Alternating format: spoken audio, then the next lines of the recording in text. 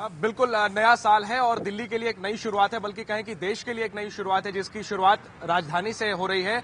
और 1 जनवरी है और हम लोगों को बता ही चुके हैं कि 1 तारीख यानी कि ऑड दिन, और आज 1, 3, 5, 7, 9 इन नंबरों से जिन गाड़ियों का नंबर प्लेट, जिन कारों का नंबर प्लेट खत्म होता है, वही गाड़ियां जो है वो सुबह 8 बजे से रात 8 बजे के बीच चलने की इजाजत है। इसके अलावा अगर कोई इवन नंबर की गाड़ियां चलाएगा तो उसका चालान होगा। और हमारे साथ बहुत ही खास मेहमान हमारे साथ है सुबह सुबह, मनीष सिसोदिया, दिल्ली के उप मुख्यमंत्री। सर, आपको नया साल मुबारक हो।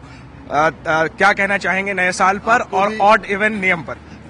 आपको भी नया साल बहुत बहुत मुबारक हो जैनेंद्र, और एबीपी के पूरी टीम को, एबीपी के तमाम चैनल देखने वालों को नया साल मुबारक हो। और नए साल में एक नया काम जो देश में पहली बार हो रहा है वो ये है कि पॉल्यूशन कम करने के लिए थोड़ा सा सेक्रीफाइस कर रहे हैं। आज अगर आपके पास अगर दिल्ली में इवन नंबर की कार है तो उससे मत चलिए, ऑड नंबर की कार है तो उससे चलिए, और आपके पास इवन नंबर की कार है तो अपने ऑड नंबर की कार वाले पड़ोसी से दोस्ती करके उसके साथ चलिए, उसके साथ कारपूल करके जहां जाना है आपको चलिए, मैचिंग करके। तो यही मैं कहना चाहूंगा दिल्ली से, और एक मैसेज ये देना चाहूंगा कि ये दिल्ली हम सबकी है, इसमें साफ आबो हवा हम सबको चाहिए, तो सबको योगदान देना पड़ेगा।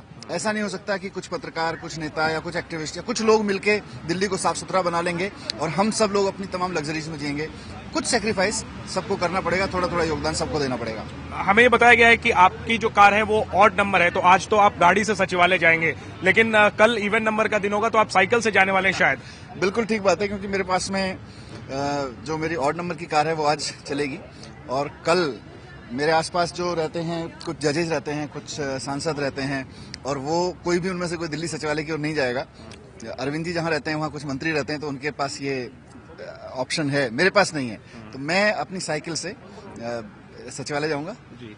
तो सर, एक आखिरी सवाल ये कि 15 तारीख के बाद क्या ये कंटिन्यू होगा? अगर नतीजे बेहतर आए, अगर ये दिखता है कि इससे प्रदूषण कम होता है, तो क्या ये कंटिन्यू किया जा सकता है? देखिए, सबसे पहले तो अब देखना है कि 15 दिन में इसका असर क्या पड़ता है। अगर वास्तव में इससे दिल्ली की फिजा कुछ बदलती है, दिल्ली की सड़कों की हालत थोड़ी बदलती है, दिल्ली के लोगों की जिंदगी के पहले 15 दिन इस साल के थोड़ा सुकून से, थोड़ा पॉल्यूशन फ्री बीतते हैं, तो उसको और आगे चलाएंगे। और किस रूप में चलाएंगे, कितनी फ्रीक्वेंसी पे चलाएंगे, ये सब 15 दिन में तय होगा। आखिरी चीज सर, लोग कार छोड़ने को तैयार हैं, लेकिन सरकार से अपेक्षा ये कि पब्लिक ट्रांसपोर्ट बेहतर से बेहतरीन हो सके। उसका क्या आप एश्योरेंस देना चाहेंगे लोगों को नए साल पर कि पब्लिक ट्रांसपोर्ट कितना सुधरेगा नए साल? इसमें कोई शक नहीं है, पब्लिक ट्रांसपोर्ट के बिना तो किसी भी शहर में चलने फिरने की कल्पना नहीं की जा सकती, और दिल्ली के पब्लिक ट्रांसपोर्ट का वास्तव में बहुत बुरा हाल रहा है। और पिछले 1 साल से हम लोग कोशिश कर रहे हैं, और उम्मीद करेंगे कि अगले 1 साल में, जब तक 2017 शुरू होगा, उससे पहले बहुत सारी बसेज सड़क पे होंगी, बहुत सारी और मेट्रो की फ्रीक्वेंसीज बढ़ चुकी होंगी।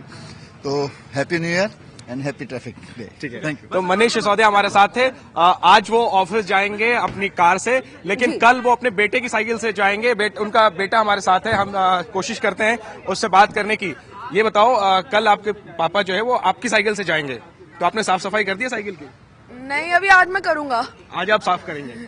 तो ये मनीष सिसोदिया के बेटे हैं, और इन्हीं की साइकिल पर सवार होकर के कल सिसोदिया जो है वो ऑफिस जाएंगे। और तमाम जो दिल्ली सरकार के मुख्यमंत्री हो या मंत्री हो, वो ये मैसेज देने की कोशिश कर रहे हैं लोगों को कि चूंकि खुद भी वो इस नियम का पालन कर रहे हैं, ऐसे में लोग जो है वो बढ़ चढ़कर इस नियम का पालन करें। और ये देखने वाली बात होगी कि इस अभियान से प्रदूषण कितना कम होता है और पब्लिक ट्रांसपोर्ट जो है वो इस बहाने जो है वो कितना सुदृढ़ होता है।